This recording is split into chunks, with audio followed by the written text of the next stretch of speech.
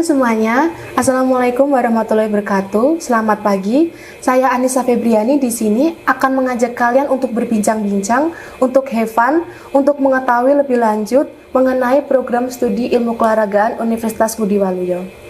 Di pagi hari yang cerah ini, saya ditemani oleh seseorang yang sangat istimewa tentunya, seseorang yang berjasa bagi saya, bagi program ilmu keolahragaan Universitas Ngudi Waluyo.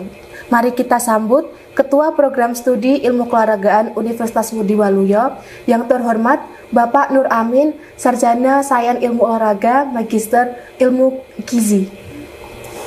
Halo, selamat pagi semuanya. Selamat pagi Mbak Anissa. Selamat pagi Bapak Nur Amin, bagaimana kabarnya Pak? Alhamdulillah, baik. Ya, sebelumnya saya sangat berterima kasih kepada Bapak sudah meluangkan waktu untuk datang ke podcast saya, Podcast Cerdas, Podcast untuk Mencerdaskan. Jadi di hari spesial ini Pak, saya mohon izin kepada Bapak untuk mengajak Bapak Nur Amin berbincang-bincang mengenai program studi ilmu keolahragaan Universitas Ngudi Waluyo. Baik, silakan. Jadi sebelumnya saya ingin tahu asal muasal atau sejarah berdirinya program studi ilmu keolahragaan Universitas Ngudi Waluyo itu bagaimana Pak, bisa diceritakan? Oh, luar biasa ya. Baik Mbak Anissa, sejarah program studi ilmu keolahragaan di Universitas Ngudi Waluyo ya tentunya ya. Dulu pada tahun 2018 Pak Rektor bersama yayasan mengundang kami para calon dosen ini untuk berdiskusi terkait perkembangan dunia olahraga di Indonesia tentunya. Pada saat itu dirumuskan bahwa perkembangan olahraga di Indonesia ini dianggap masih kurang optimal.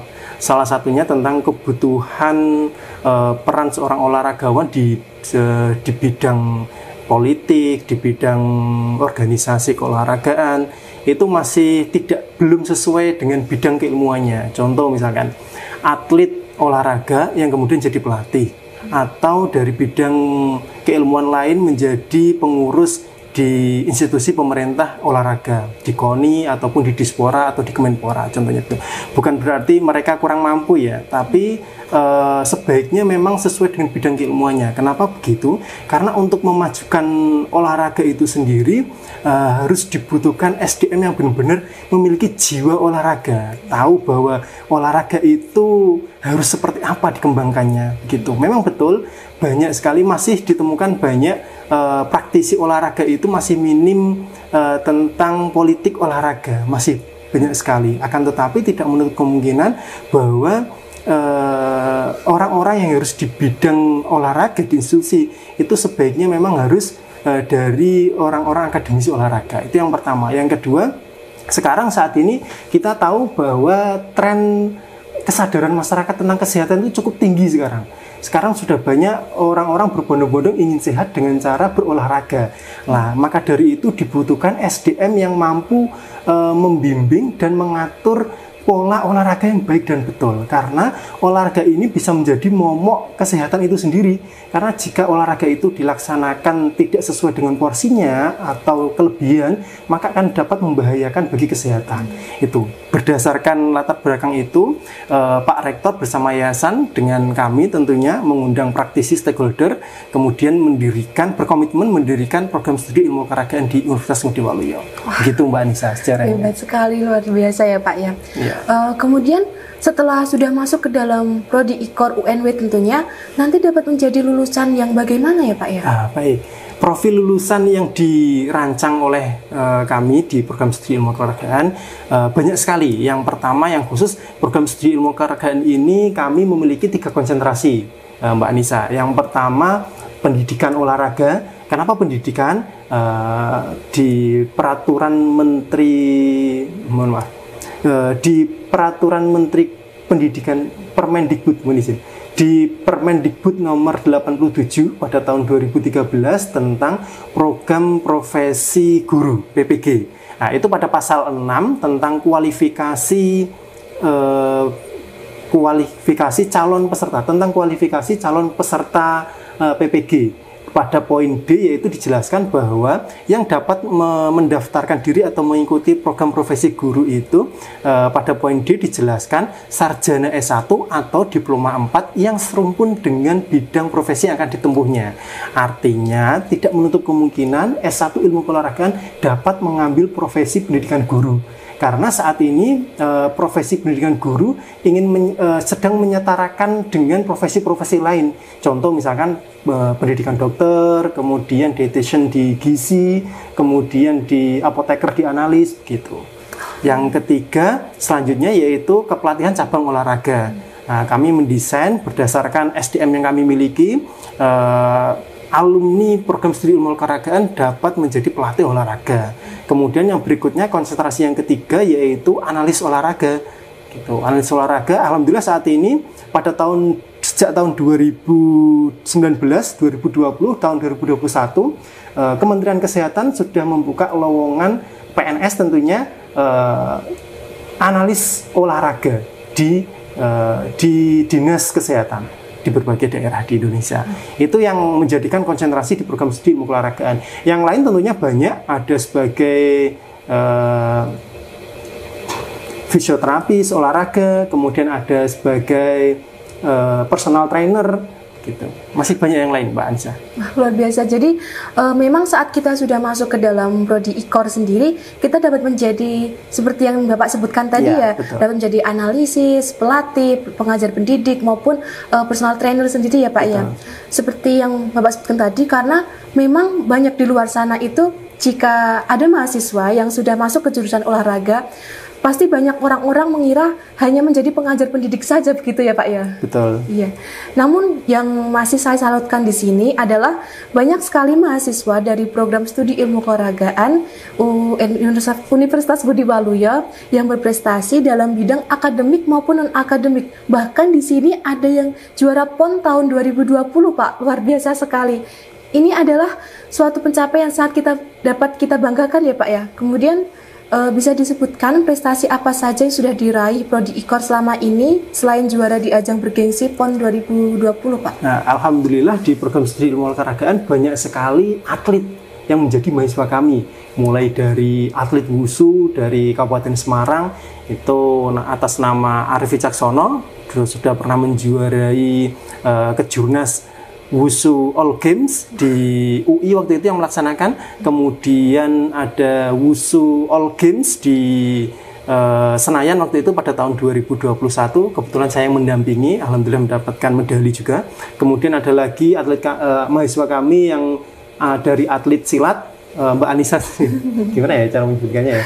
Ada mahasiswa kami yang dari cabur silat, alhamdulillah pada tahun 2019 menjuarai kejurnas di Yogyakarta. Kemudian ada lagi di aeromodeling menjuarai kejuaraan provinsi di Jawa Tengah. Kemudian ada lagi pada cabur karate atas nama Wawan mendapatkan medali pada event kejurnas di Jawa Tengah pada tahun 2020 kemarin.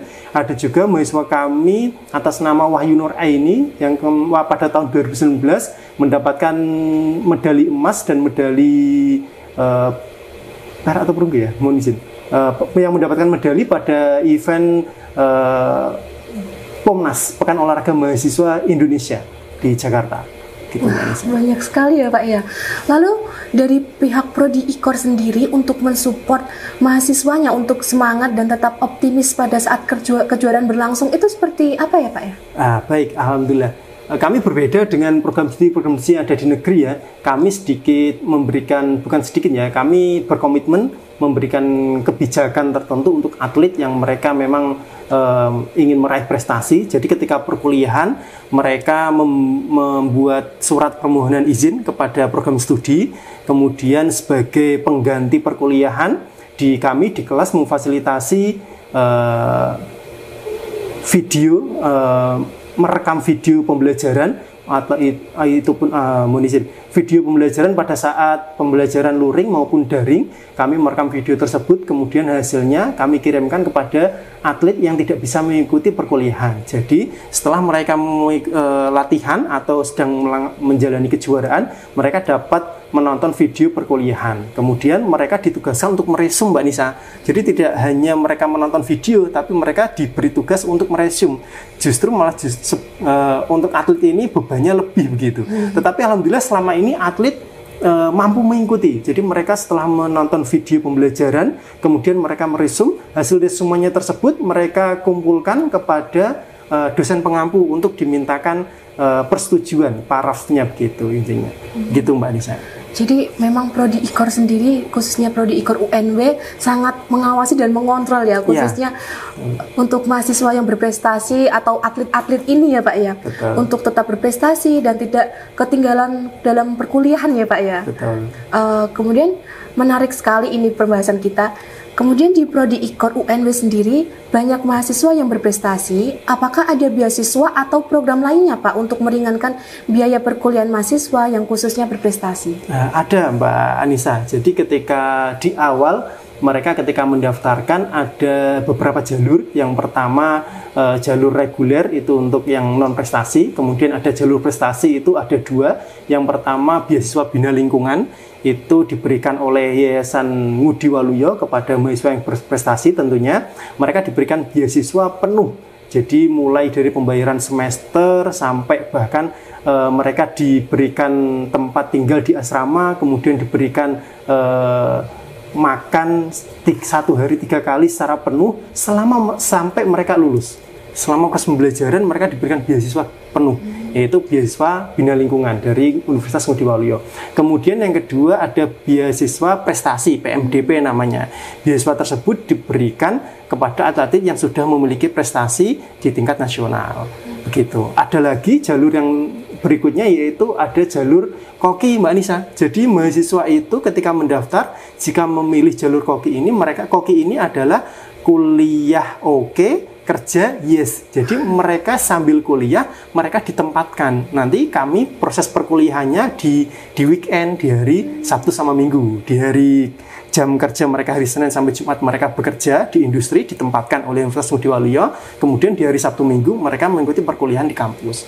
Gitu Mbak Nisa. Jadi sangat membantu sekali bagi mahasiswa. Oh iya.